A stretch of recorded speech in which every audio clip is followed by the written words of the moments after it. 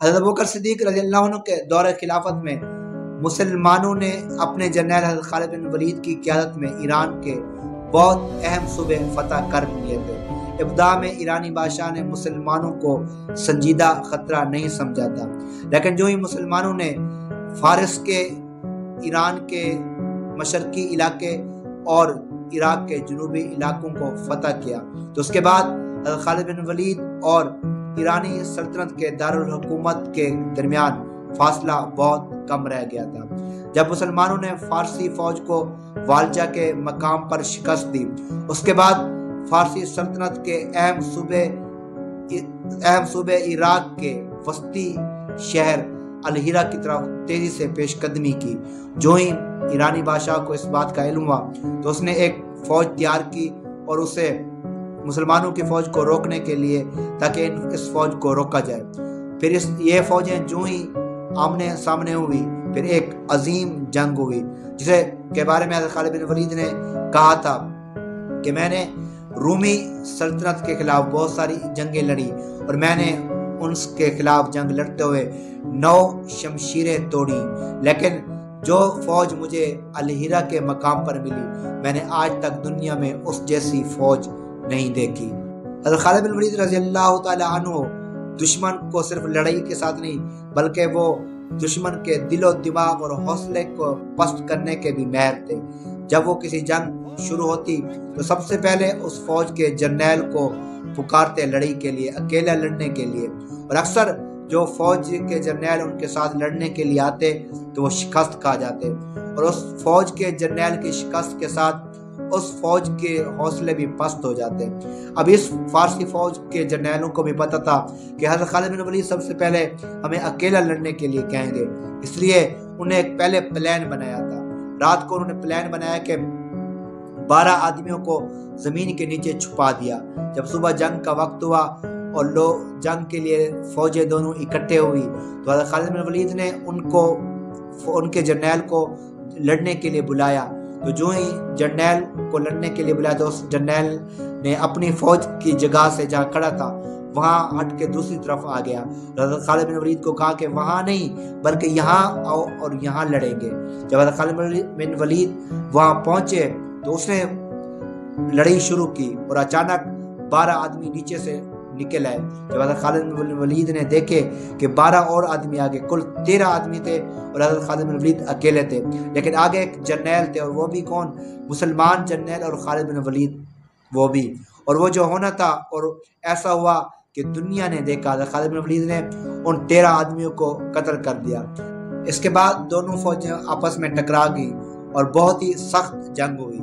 اس کے بعد ایرانی فوج جنگ سے گھبرا کر بھاگ گئی تو مسلمان نے ان کو بری طرح شکست دے دی۔ اس کے بعد ایک عجیب واقعہ پیش آیا۔ اس جنگ کے دوران ایک ایرانی جرنیل گرفتار ہو گیا، اس کو گرفتار کر لیا گیا تھا۔ اس ایرانی جرنیل نے بتایا کہ ہمارے ہاں ایک بات بہت ہی مشہور ہے کہ آپ ایک دفعہ ایک جنگ لڑ رہے تھے، جنگ کے دوران آپ کی تلوار ٹوٹ گئی، پھر آسمان سے اللہ تعالیٰ نے آپ کی طرف ایک تلوار نازل کی، اس لیے آپ کو سیف اللہ یعنی اللہ کی تلوار کہا جاتا ہے۔ ذرا سوچئے کہ فارسی عوام کے دلوں میں حضرت خالد بن ولید کا کس طرح ڈر تھا اور وہ حضرت خالد بن ولید سے کس طرح ڈرتے تھے، آپ اس بات سے اندازہ لگائیں۔ اس کے بعد الہیرا کے بہت سارے سٹیز کو فتح کر لیا گیا۔ ان کو فتح کرنے کے بعد کیونکہ حضرت خالد بن ولید کو حضرت ابوبکر صدیق نے جب جنگ پر بھیجا تو یہ ہدایت دی تھی جو ہدایت رسول اللہ صلی اللہ علیہ وسلم دیا کرتے تھے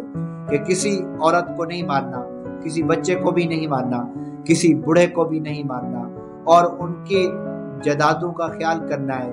کسی درخت کو نہیں کاٹنا، اور ان کی جائیدادیں اور ان کی چیزیں ان کو واپس کر دینا ہے، کسی کے ساتھ کوئی زبردستی نہیں کرنی۔ حضرت خالد بن ولید نے جن جن علاقوں کو فتح کیا تھا وہاں پر عدل و انصاف کو قائم کیا اور پہلے سے بھی ان کو زیادہ مضبوط بنا دیا تھا۔ وہاں پر انصاف تھا، عدل تھا، کیونکہ اس سے پہلے جو حکومتیں تھیں، سلطنتیں تھیں، وہ بھی اتنا زیادہ انصاف نہیں کرتے تھے جتنا کہ حضرت خالد بن ولید انصاف کر رہے تھے، اور ایک معاشی نظام بہت ہی اچھے طریقے سے قائم کیا ہوا تھا، اور ان سے جزیہ اور ٹیکس لے رہے تھے۔ اس جزیہ ٹیکس، کیونکہ یہ جزیہ اور جو ٹیکس تھا یہ سلطنتیں جو ان سے پہلے تھی وہ بھی لے رہی تھی، لیکن جو جزیہ اور ٹیکس یہ مسلمان لے رہے تھے یہ اس سے بھی بہت کم تھا، اور یہ امن اور تحفظ بھی اس سے زیادہ دے رہے تھے۔ پہلی بار سلطنتیں اتنا تحفظ اور امن نہیں دیتے تھے، اتنا عدل و انصاف کا نظام نہیں تھا جتنا کہ خالد بن ولید نے کیا۔ خالد بن ولید جنگ کے ساتھ ساتھ عدل و انصاف بھی قائم کرتے تھے اور معاشی نظام کو بھی بہترین کر دیا کرتے تھے، جن جن علاقوں کو فتح کرتے۔ اور یہ بات دیکھ کر آگے جو ہی لوگ کافر تھے اور جو لوگ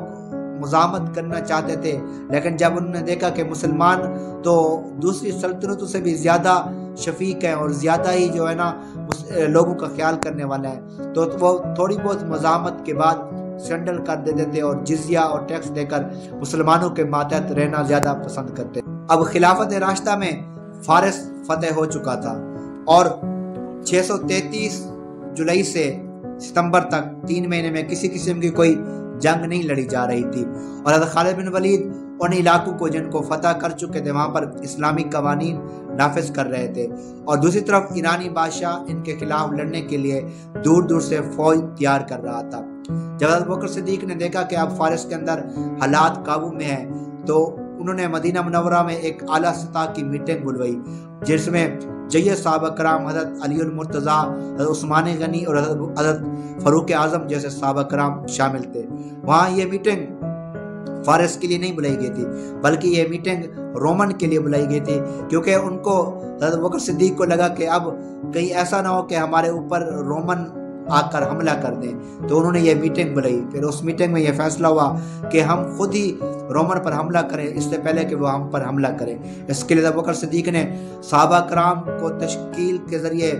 مختلف علاقوں میں بھیجا، اور صحابہ کرام مختلف علاقوں میں پھیل گئے اور ایک بہت بڑی فوج تیار کی تاکہ رومیوں کے خلاف لڑا جا سکے۔ جب یہ فوج آئی تو حضرت ابو بکر صدیق نے اس فوج کو 4 حصوں میں تقسیم کیا،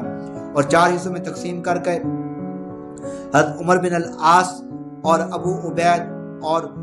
یزید بن ابی سفیان، وہ والا یزید نہیں بلکہ یزید بن ابی سفیان کو ان کا سربراہ مقرر کیا۔ ان فوجوں کو 4 حصوں میں تقسیم کرنے کا مقصد یہ تھا کیونکہ رومیوں کو جو فوج تھی اس کی تعداد بہت زیادہ تھی، اور مسلمانوں نے 4 حصوں میں فوج کو تقسیم کیا تاکہ رومی بھی اپنی فوجوں کو 4 حصوں میں تقسیم کریں اور ان سے لڑنا آسان ہو جائے، کیونکہ بیک وقت ان کے ساتھ لڑنا مشکل تھا ساری فوج کے ساتھ۔ اس لیے انہوں نے فوجوں کو 4 حصوں میں تقسیم کیا اور پھر اس فوج کو روانہ کیا، اور جب اس فوج کو روانہ کیا تو اس طریقے سے روانہ کیا تاکہ کسی بھی ان 4 فوجوں میں سے کسی ایک فوج کو بھی دوسری فوج کی ضرورت پڑے تو یہ فوج فوراً اس کے مدد کے لیے پہنچ جائے۔ جب یہ 4 فوجوں کو حضرت ابوبکر صدیق نے روانہ کیا ادھر، کیونکہ فارس میں 3 مہینے سے کوئی جنگ نہیں ہو رہی تھی، تو حضرت خالد بن ولید نے اس موقع کو غنیمت سمجھتے ہوئے وہ عراق سے عرب کی طرف ہے، کیونکہ وہاں پر ایک جماعت تھی جو حضرت ابوبکر صدیق رضی اللہ عنہ کی خلافت کے خلاف ابھی بھی جنگ لڑ رہی تھی۔ حضرت خالد بن ولید عراق سے تھوڑے وقت کے لیے عرب میں آئے اور آ کر اس جماعت کے خلاف جنگ لڑی اور اسے ختم کر دیا۔ پھر اس جنگ کے لڑنے کے بعد فوراً عراق میں چلے گئے۔ جب اس کے عراق کے بادشاہ کو پتہ چلا کہ خالد بن ولید یہاں سے چلے گیا ہے تو انہوں نے وہاں پر 3 فوجیں تیار کرنا شروع کی، 25 ہزار کی 3 فوجیں تیار کرنا شروع کی مسلمانوں کے خلاف۔ جب حضرت خالد بن ولید گئے اور انہیں علم ہوا کہ ان کے خلاف 25 ہزار کی 3 فوجیں آ رہی ہیں تو انہوں نے حضرت خالد بن ولید نے اپنے جرنیلوں کی میٹنگ بلائی اور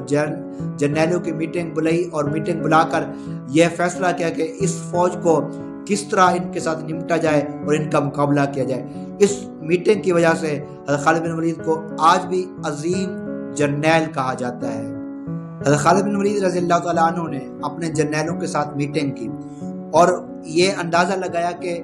یہ فوج اس وقت کہاں ہو سکتی ہے اور 5 دن بعد یا 10 دن بعد یہ فوج ایگزیکٹ کس جگہ پر ہوگی۔ انہوں نے اپنے جاسوسوں کے ذریعے یہ اندازہ لگایا اور پتہ لگایا کہ اس وقت فوج کہاں ہے اور 10 دن یا 15 دن بعد فارس کی فوج کہاں ہوگی۔ جب انہوں نے اندازہ لگا لیا تو اپنے جرنیلوں کو اکٹھا کیا اور مشورہ کیا۔ مشورہ کرنے کے بعد حضرت خالد بن ولید رضی اللہ تعالیٰ عنہ نے اپنی فوج کے 3 گروپس بنائے اور ان کو 3 گروپس پر تقسیم کیا۔ ایک گروپس اپنے پاس رکھا، اس کے سربراہ خود تھے، دوسرے گروپس کا سربراہ کاکا بن عمرو اور تیسرے گروپ کا سربراہ ابو لیلہ تھے۔ ان کو 3 گروپس میں تقسیم کیا اور گروپس کو تقسیم کرنے کے بعد کہا کہ ہم سیم 15 دن بعد اسی دن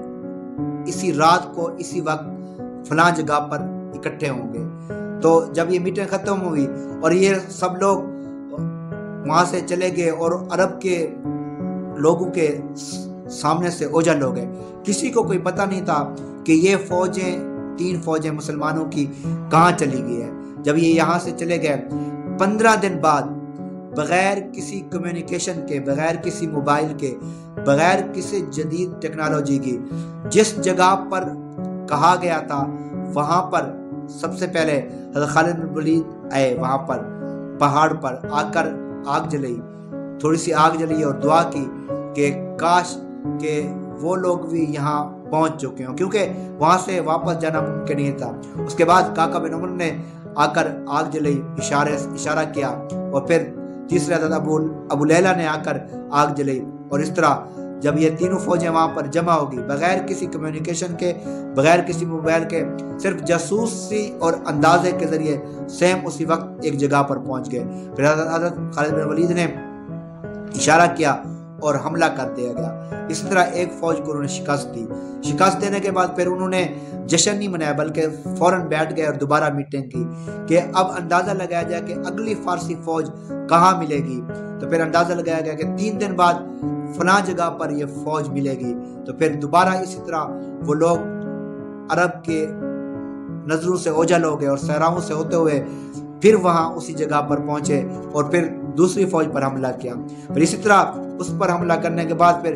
تیسری فوج پر حملہ کیا اور اسی طرح جیسے پلان بنا کر وہاں پہنچے۔ لیکن ایک مسئلہ ہو گیا کہ جب تیسری فوج کے خلاف جنگ لڑ رہے تھے تو وہاں پر کچھ نئے مسلمان بھی تھے، تو پھر وہ مسلمان شہید ہو گئے۔ پھر اس بات پر حضرت عمر فاروق رضی اللہ عنہ غصہ ہوئے، اس لیے اسی بات پر بھی جب حضرت فاروق اعظم رضی اللہ عنہ خلیفہ بنے، اور کچھ اور وجہ بھی تھی جس کی وجہ سے حضرت خالد بن ولید رضی اللہ عنہ جیسے عظیم جرنیل کو حضرت فاروق اعظم نے ان کے عہدے سے ریٹائر کر دیا تھا اور ہٹا دیا تھا۔